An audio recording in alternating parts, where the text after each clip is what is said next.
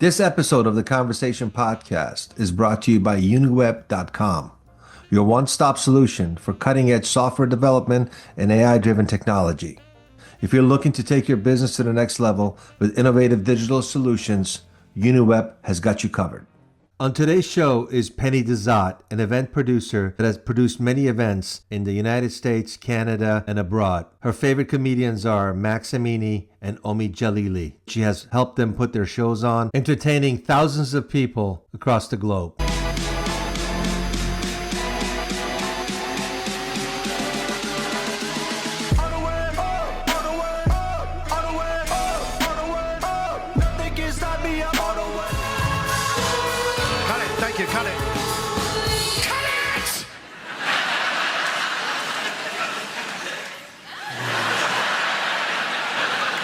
But it's great to have an Iranian on the bill here. Now, people say, are you banging on about being an Iranian again? And it's not banging on about it. I'm reminded of it every day. I mean, literally, just yesterday, I went into a New York diner because I was attracted by the sign on the door that said, "We offer the authentic American experience."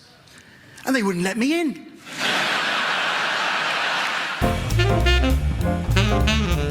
Hello, Penny. Hi. Listen, thank you for coming on my podcast. I really appreciate it.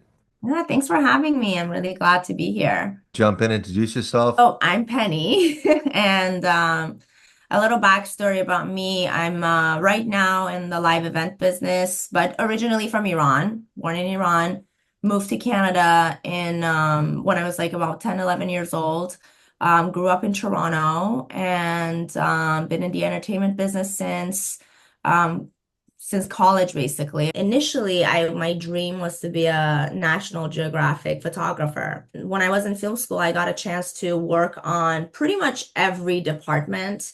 So I was doing cinematography, we're writing, we're doing sound editing, we're doing video editing. So, but it was very theoretical. Like it wasn't any kind of, especially the first year was all theory. It was just like reading about history and this and that. So Okay. And when did you start trekking down to Los Angeles? the Canadian film market is so dominated by the American film market. So, like when you go to the movie theater in Canada, anywhere besides Montreal, which has like a French film industry. So if someone's going to the theater, they would prefer to like go for a French film rather than an English film.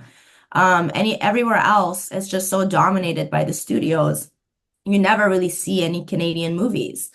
At the time, I was just like, I'm going to give myself a few months, save up some money, go there, kind of like try to figure it out. And I did. So in 2014 was the first time that I went with the goal was to find, some kind of work.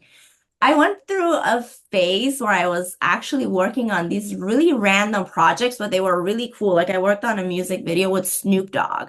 I think it was for the first couple of months that I was there. And I worked a couple of days with Danny Boyle on the Steve Jobs movie. So it just gave me all of these, like an opportunity to work with these people that I never even thought I would see. I didn't know anyone in the industry. I had no connections. I know you reached out to me. I saw the message years later. Sorry, it went into my That's okay. inbox. I'm like, wait a minute. So so I know one of the reasons I wanted you on the podcast because I was pretty impressed with the show I came to see and you were running the show. One of the people that I reached out to within the first year was Max Amini at the time. He had just he wasn't this big touring act at the time, and this is 2014, it's a long time ago.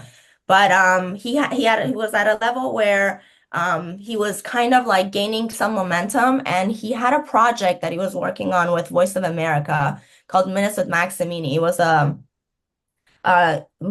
VOA, Voice of America funded live show with audience. And I reached out to him and he said, I'm actually like looking for a coordinator. I'm going into my first season of Minutes with Max Amini and come to my office, let's meet. So I went there, we met, and we ended up working on 3 seasons. We got funding for season 2 and 3. So I coordinated the show and I coordinated the audience for the season 2 and 3. And there was like 300 audience members going in and out. we're shooting like a whole season in like a day or two. So it was like a completely new environment for me, in terms of I'd never dealt with that type of crowd, getting them in, getting them out. But I loved it. I loved the speed of it. I loved everything that happened. I was doing what I wanted to do, and it was just like a little bit more exciting and more movement happening. So, and then that show, because YouTube was just so new at the time and Instagram was very fresh at the time, this whole social media, like reaching your fan base through social media, was a completely new thing for all artists. Because before then, the model for them to like kind of break into the mainstream was to go through an agency and get gigs and get on movies, or, you know, get with big promoters. And now there's this chance of like you connecting with your fans on social media. So that game that gave him a lot of momentum. And I started booking shows for him. So we went from doing little shows to bigger shows and bigger shows. And obviously, like he had a lot of support from the Persian community. And so it was a complete transition for me from doing films and movies to live events.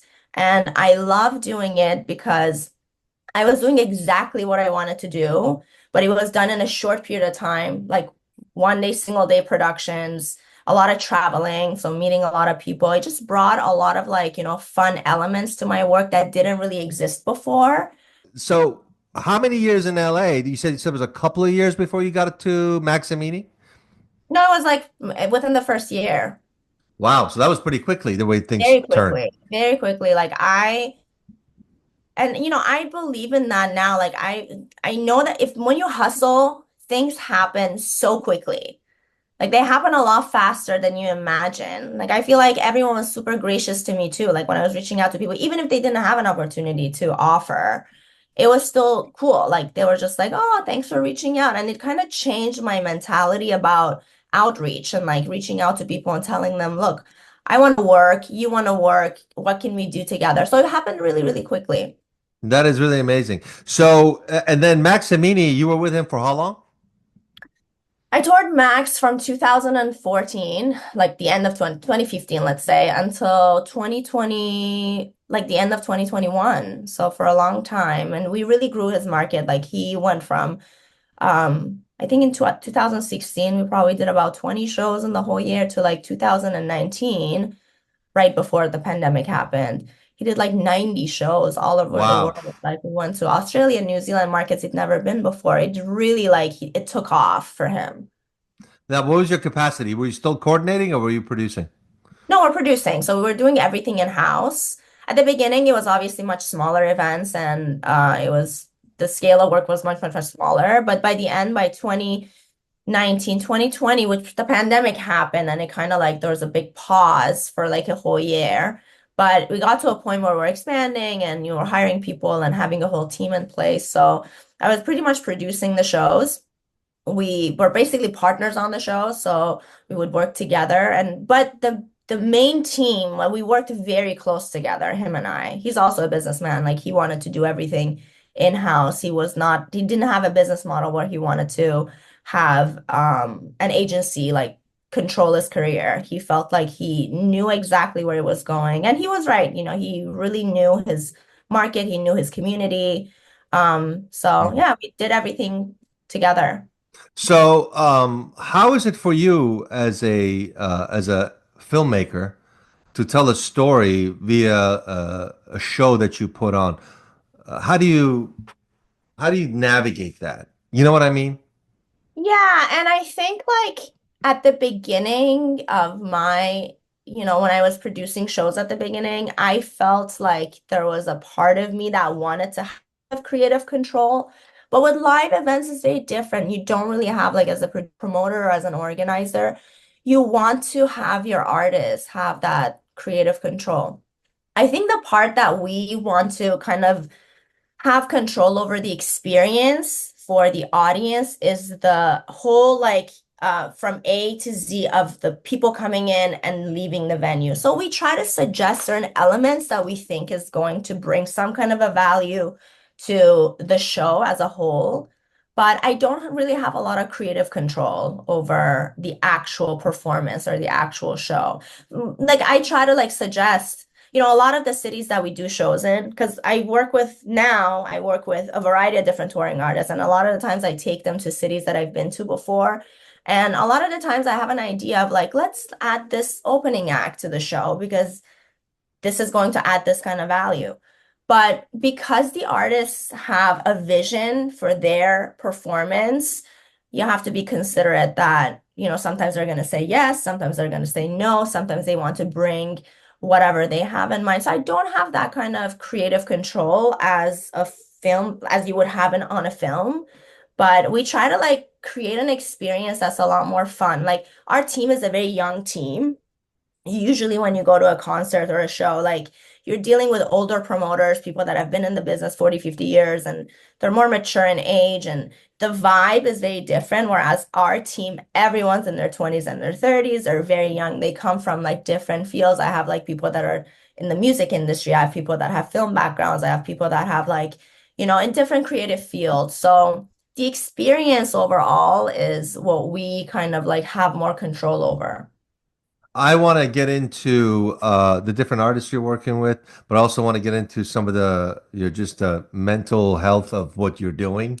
I think Mhm. that's quite interesting. So, why don't you go ahead and, if you like, share who you're working with now, and then we'll get into the differences and go from there. So I've worked with many different artists. Right now, we're working with Emma Willman is one of the comedians. We have a bunch of shows for her next month. I've done shows for her in the past. In 2022, we did a series of shows. We're doing it again this year. I'm working with Alessandro Martiri. He's a Italian classical composer. Last year, I Wow. brought him to North America for his first North American tour. And this year we're bringing him back. He's an amazing artist. So we're doing a bunch of Canadian shows and a bunch of American shows for him. I'm working with Omid Jalili again. We're going to bring Omid back end of the year. We're going to explore certain markets. We did 10 shows for him last year. This year we're going to do another 10 shows, but we're going to be doing different markets that we didn't explore last time. And then I have a bunch of other artists that we're going to be working with this year, but I can't really say the names now until everything is like finalized. No, I get it. I get it. What's the difference between you deciding where you land? Like the show I saw was in Los Angeles, obviously big Iranian community. But what are the caveats for you to take an act into a venue?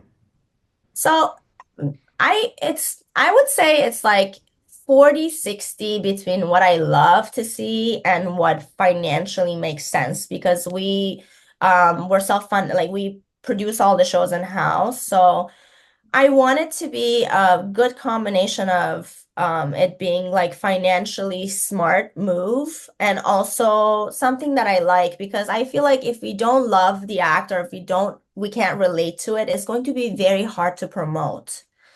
A lot of the times I get recommendations, people reach out to me and say, you should bring this act or you should bring that act. Like with Omid, I remember my uncle told me a few years ago, this is in 2019, he was like, why don't you bring him here? Like he would do really, really well. He's a different type of, we only have two, three big name Iranian comics, it's Max Moz and Omid Jalili. And because Omid is based in the UK, he doesn't really tour the US. Like he was like, "What? You should bring him here because it's going to be very exciting for people, and he's a different age category, like just a completely different type of show." So he was like, "That's probably going to be cool," which I wasn't able to do it at the time because we hit the pandemic and we had like about a 2 year gap where we could actually like, bring him. Omi Jalili is Ukrainian based on his joke. I don't know if you. I don't- Yes, he is. Yes. Yes, Um, go ahead. that's probably why he ended up like getting a visa really easily because the O2, O1 visa process is so challenging for foreign artists. It's crazy. But I was like, thanks to your Ukrainian background, we got it easily. Yeah, we like to promote that. So obviously a big Persian community as well out there in Toronto. a huge Persian community, and it's grown a lot in the last 10 years. It really has expanded. I honestly, if I wanted to think about it, I don't know if there's more Iranians in LA or Toronto. Like Really? it could be neck and neck because there's just so many Persians. I was back in town like for the holidays. I went to see family, and we're driving up like Young Street. And I was like, I've never seen that many Sarafis in my life. Like, how much money do people exchange? Like, back Interesting. to back to back to back plazas filled with Persian stores and a lot of money exchange. And I was just like, a lot of money is coming for sure. But yeah, the Iranian community has grown a lot. I just recently interviewed Tehran on my show. I Yeah. don't know. He's going to be premiering next week, and interesting cat. And he said he was obviously touring with Maz and Amini. How do you go about like right now? How many years you been doing the touring? About 10 years. 10 years. So definitely your 10,000 hours. 10,000, maybe 100,000. I don't know. But I remember when I was in college, when I went to the first day of film school, I heard something from my first professor. She said, the first thing she said, she was like, "Welcome to class. I want to tell you today you're starting, but you're never going to retire. This is it. You're always going to be working. Like, Yeah. don't think that you're ever going to retire out of the entertainment industry. It's not that type of industry. If you're looking for something to like kind of say bye, I want to go on retirement in your 60s or 70s, this is not the business for you." So, Well, it's a wrong approach. It's a very competitive business. You better love what you do. You better love telling stories in any form or shape. And yeah, if you're thinking about retirement, it's not even that's not even the right mindset to get started. So mhm. she's pretty much on point when she comes down to it. How difficult and challenging was it for you to break into a man's business? You said a lot of these guys were older. I kind of imagined how they look like and how they act. And then this young girl shows up wanting to produce shows. What was the challenge as a Canadian Iranian woman to get into this world? I think that obviously, like, my biggest challenge was lack of experience at the beginning because my mentality is if you are good, anyone would want to work with you. Like, I've never been like, I've never had a mentality that because I'm a girl, like, people are not going to want to work with me because in my psyche was always like, if I'm doing a good job, anyone would want to work with someone that does a good job. So, I never like became like a slave to that mentality of, oh my God, I'm a girl and people are not gonna want to like work with me. I did have like challenging couple of years at the beginning because I wasn't really experienced and I was very afraid of making the wrong move or say the wrong thing. And especially when I was working with men that seemed very seasoned and they had a lot of connections. And I always felt like, what if I come across as I don't know what I'm doing? Or so that was pretty much my biggest challenge. But I do think that actually being a woman has helped me a lot of the times because I bring like a feminine, especially in the events business, you bring a feminine energy. And I don't think it's really been something that has held me back. There's been times where like I wasn't prioritized because I was younger, I was a girl, and that's okay. I've always taken it, I've never taken it personally. I've always taken it as, okay, it's not my time. It's fine. But I think the last like 5, 6 years at least, where I've gained more confidence in myself, I haven't really thought about the fact that I'm a girl or people are going to. I guess like when I was younger, it was a little bit harder like navigating being around a lot of men and being the only woman. You have a lot of like, insecurities of like, what if, this, what if that, what if. But then it kind of like once you gain confidence and you know where to hold your ground and where to like be firm, where to be like a little bit of flexible, have a little bit of flexibility. I think that just kind of resolved that for me. Do you think if you were a man or a male person coming into the game through the gates of this business, do you think you would have been disadvantaged or advantaged? I honestly don't think anything would have been different. I may have had certain advantages in terms of like, like when I did touring, it was a very difficult, challenging, type of work in terms of like just physically like being very under a lot of pressure. I feel like maybe if it was a guy, it would have been a lot easier for me to handle things. When you're a woman, you have to care a lot about like how you look, well, the presentation, like a lot of the things like that probably wouldn't have been so much of a focus for me. Like, you have to always be looking professional, like looking like, you know what you're doing. So some of those things would probably not be as much of a pressure, but I don't think it would have made a difference. I feel like everything that I've accomplished has been because of my hard work or because of the work that I've put in. So I think if it was a guy or if I'm being a girl, like I don't think that makes that much of a Makes a difference. difference. The countries that you toured in, obviously Canada, US, and other countries, what's the main differences you pick up when you come in and from a business aspect of what you do? I mean, the cultural differences, obviously, there's a lot of like, for example, like from the business standpoint, like for example, when I was doing shows in Germany or any Dutch, uh, country that has like a Dutch culture, they have a very different approach when it comes to emailing. Just even basic things. Negotiations are very different. They don't How? How? Yeah. they're very firm. This is our price. We don't change it. Whereas here we like our culture is that we work with you. We want to work with you. So let's see where we can meet in the middle. That's totally our culture here. Where like in a lot of other countries, that's really not the case at all, especially specifically in like Dutch, cultures. Like they're just like, it is what it is, take it or leave it. We don't care. They have that kind of mentality. I did a lot of shows in the Middle East.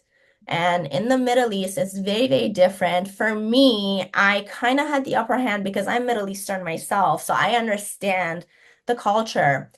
So when we were getting like permits, the whole process of permits is very different in the Middle East than it is anywhere else in the world. Because here, if you want to get a permit, you apply. There's a certain process that you go through. And, within a certain time period, they whether approve it or not. So you know exactly like what you're looking at. Versus like when you're trying to get permits in the Middle East, it has to go through the crown, it has to go through this person and that person. And it becomes a process where there is no process. You just have to find someone that goes and knocks on someone's door, open like and has a conversation in person and gets them to sign a piece of paper for you. So sometimes like a permit that's supposed to take only 1 week takes 3, 4 months, and you don't even know if you're going to get it or not. So that made it very challenging in countries like Oman or Bahrain to get permits. And you cannot do any kind of show. You can't organize anything unless you have proper permits. Whereas here you could book the show and you could start promoting it, even if your artist is in a visa process, you can still, it actually helps the case for Well, the. permits on private properties. I mean, if you shoot on a private property or you do something on it, that's your private property as long as you have a deal with the individual who owns the property. But you're saying even though you're shooting in a private entity or place, you still have to get permission from the government? So in the Middle East, they have a tourism, they have a Department of Tourism, and the Department of Tourism needs to approve any kind of performance. It doesn't matter where it is, it doesn't matter where you're having it. There's several different types of permits that you got to get, but the government needs to approve such and such artist to have a performance in the first place. If you don't have that, even the ticketing platform will not allow you to sell tickets. You can barely find someone that will work with you. They need that permit process. And in a lot of the countries, you have to, depending on the performance that you have to give them a script of what it is. They won't just let you go and perform. Like they have to read the content. What do you have? Like if you're making a movie or something, they have to read the entire script and make sure that it aligns with their cultural values, with their laws, with their, because they're Islamic, a lot of them. So How do you navigate that with a comedian who's off the cuff? you kind of submit. Well, I mean, first of all, the comedians know that. They know that, there are limitations. Like there's certain words they can't use. They cannot joke about religion. So like they can't be funny about, any kind of religion, especially like Islam. They know that they can't use any kind of like language that's not accepted there. And you have to kind of give them a transcript of a previous show that I mean, a lot of the times you can't give them a transcript of this show, but you have to kind of give the government an idea of like, this is what the show is going to be like. We discussed that with the artists before we even book the show.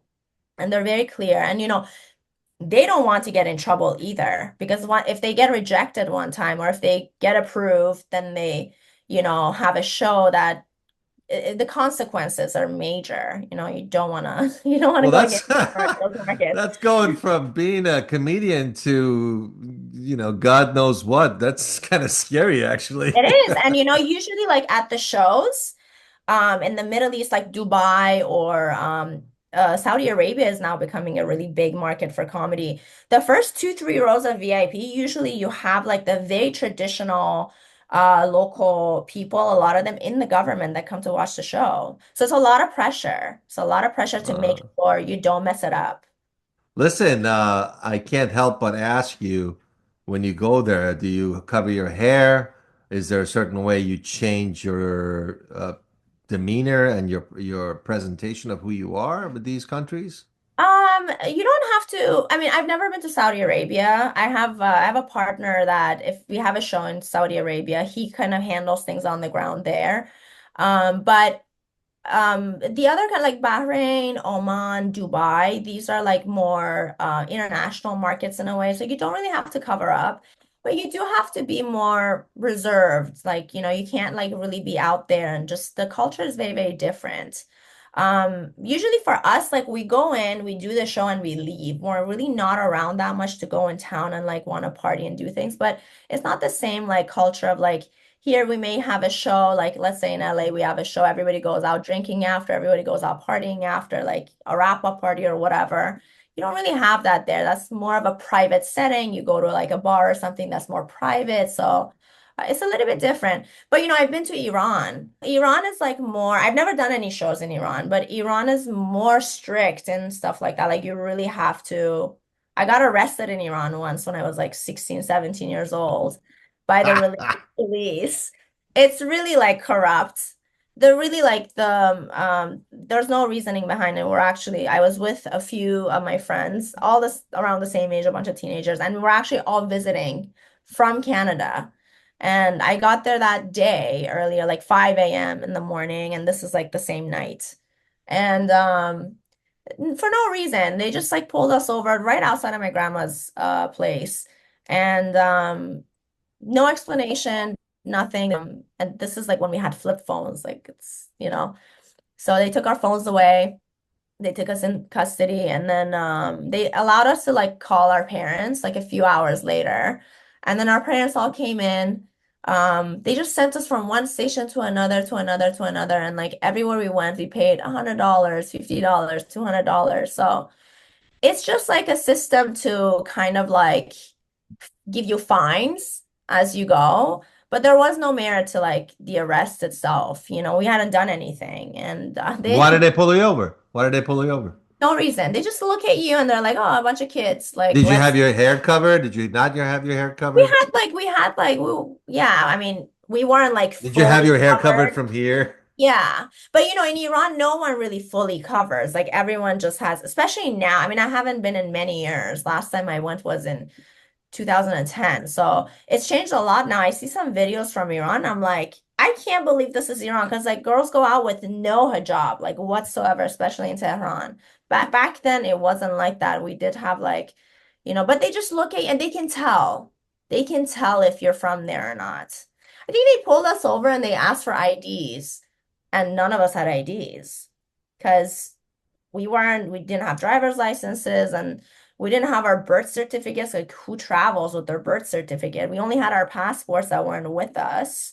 So they're like, oh, you don't have any IDs. Like, let's see your IDs. And then they found out that we're not even from there. So I think that just kind of gave them reason to like be a little bit more like pushy with like how much money they could get out of us. But the whole process was a scary process because when the religious police approaches you, they're very aggressive, just right off the bat. Here, like the officer pulls you over, can I have your driver's license? Initially, there's like, a calm tone. It may like, escalate at some point, but they're just aggressive right off the bat and like a bunch of 16, 17-year-old kids. Like that was just a really, really scary process. Wow. This is and how long were you detained? I think they took us in probably around like 8, 9 p.m. And at like around midnight, our families came to the police station to That's like got to be scary for them, no? was so scary. And they took our phones away. And, I wasn't allowed to be out when it was dark because it's Iran. And, they're like, oh, 16 years old, 17 years old, you don't even know where you are. So they took our phones away. And I was panicking just because I was like, my grandma is going to die. Like, she's going to be like, they took her, like, something happened. Like, she's not going to know what's happening. So finally at midnight, they let us like call our families. So my grandma came in and my friend's parents came in and then until 7 a.m. the next day, we just kept bouncing from one station to another, to another, to another. And then at 7 a.m. they got us to sign and we kept asking them like, why are 7 a.m. 7 a.m. the next day? I will never forget.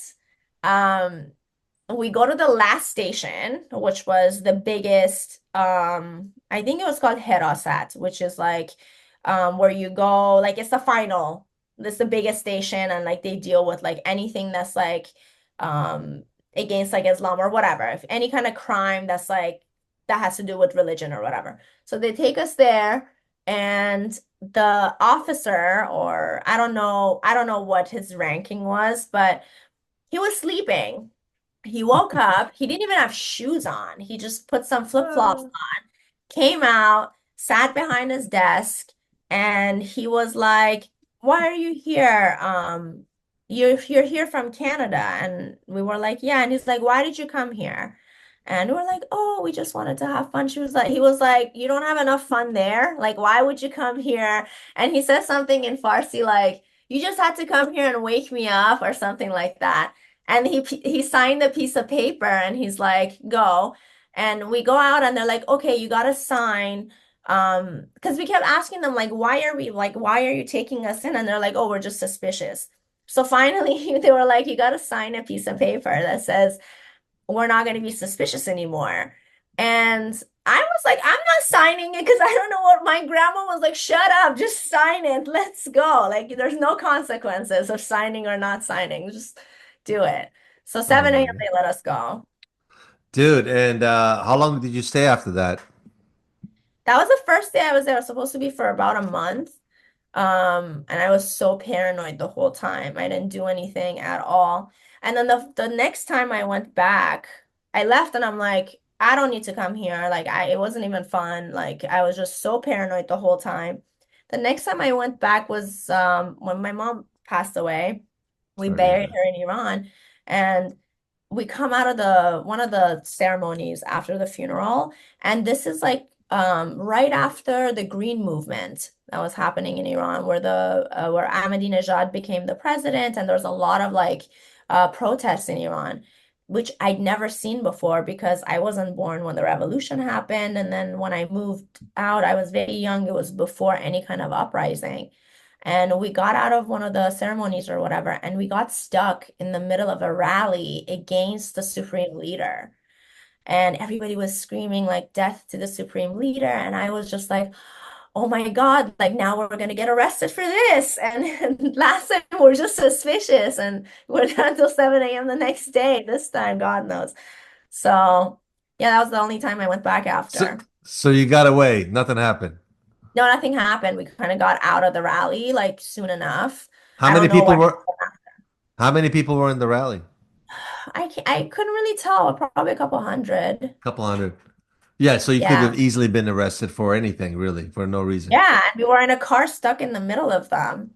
But thankfully, like, we got out and, because you don't want to get, especially as a foreigner in a way, like, because you don't know the culture, you have to, same way I said, like in the Middle East, like, you got to go and knock on someone's door. Like, you need to have connections to like get you out of trouble there. Otherwise, Like there's no system that you can rely on and say, oh, okay, like, innocent until proven guilty type thing. That does So not exist. you don't see yourself going back to Iran anytime soon. No, I don't really have a reason to go. I have some family there. I mean, all of my family is here, like my immediate family that I know and I'm close with. And I have some family members there. So every year we do a reunion outside of Iran. Turkey, Cyprus, like we all meet and we just kind of see each other. So no, I don't have a reason to go. First of all, I don't think you're going to be able to have a chance to do anything in Iran on a show, even if you wanted to. Am I correct? Yeah, I don't think so. I'm not sure. I mean, unless I actually like when the whole thing was happening a few years ago with like the revolution that was happening, I'd worked on a lot of projects like that were with people in our team that were known to the government, like came from Iran, they're filmmakers that came from Iran. They had worked in Iran and then they were here working with like, LA based artists.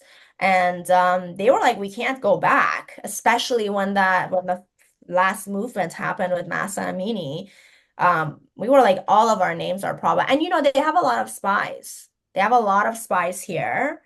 And you may not know that they're a spy, but there are, especially in Toronto, because there's a lot of Iranians coming from Iran, and I'm sure there's a lot of people that are sent by the government amongst those people. It seems to me that some of the artists that you represent, like Omi Jalili, and he does talk about the regime quite a bit. So the shows Mhm. that you're part of are anti-government in Yes. the region. And so do you do you get trolled on social media from some of those people or Not really, no, because I feel like, at least in my circle of people, I feel like most people that I know are anti-regime too. Like I am too. Like everyone that I know around me doesn't like this regime. And I feel like there hasn't really been any kind of, even like on Omi's content, or Max did like an interview with the Crown Prince like a while ago. You don't really see a lot of negative feedback. You don't really see a lot of support for the regime, at least right, publicly. right. You know what I mean? So no, I Yeah. haven't really experienced that a lot. So you travel a lot, like what, 60, 70% of the time? Yeah, and a little bit less now.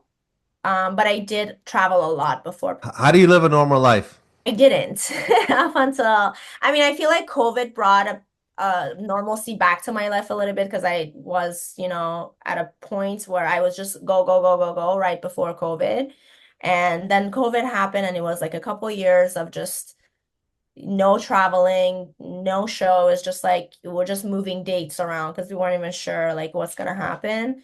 Um, it was very hard. It's a very demanding type of work to be in, and you have to have some kind of exit strategy, like in the sense that I'm going to be doing this for like 4 or 5 years, but at some point I need to like change the system in a way. And I think the way that I work now is that I have a team and we kind of split the work. So I take 2, 3 shows, they take 2, 3 shows.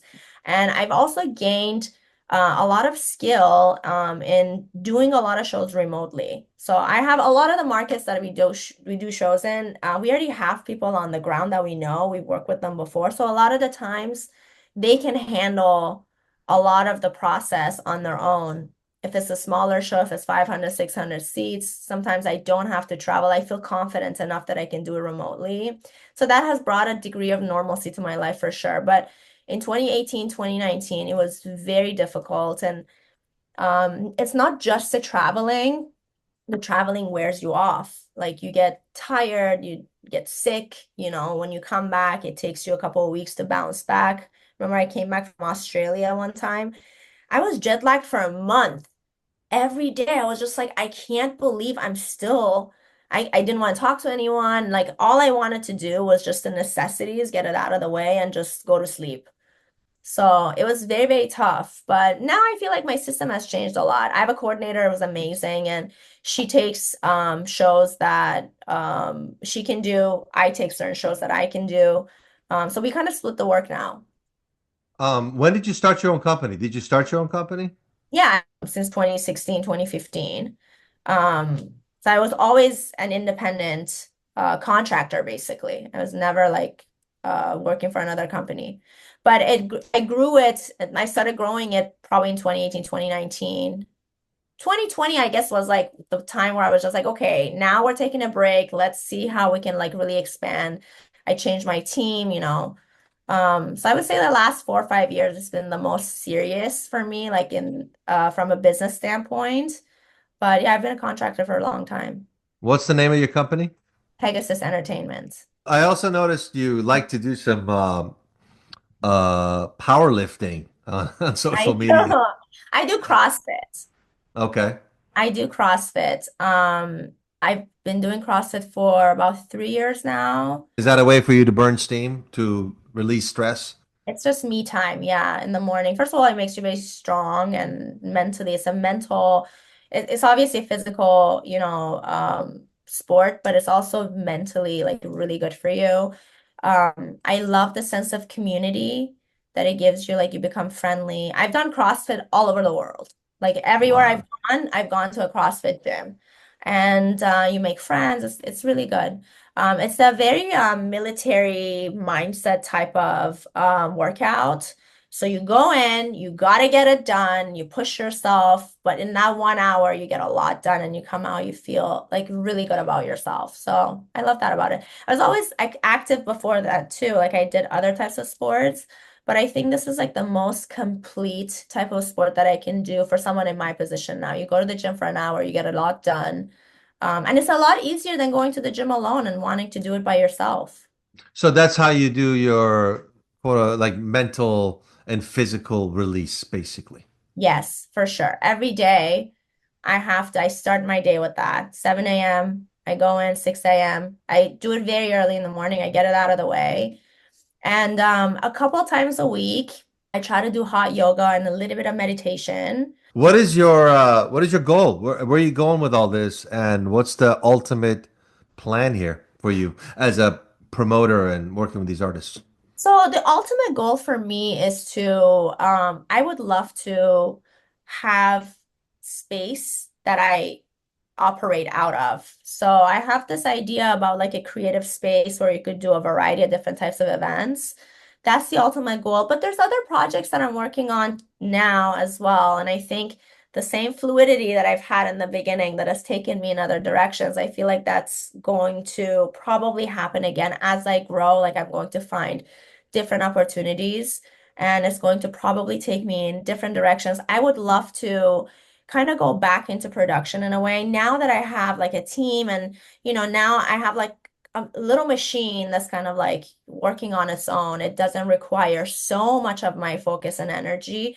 I can kind of like get out of it. I would love to get into whether it's like TV productions, live productions for award shows and stuff like that. Like I would love to kind of like get into that a little bit.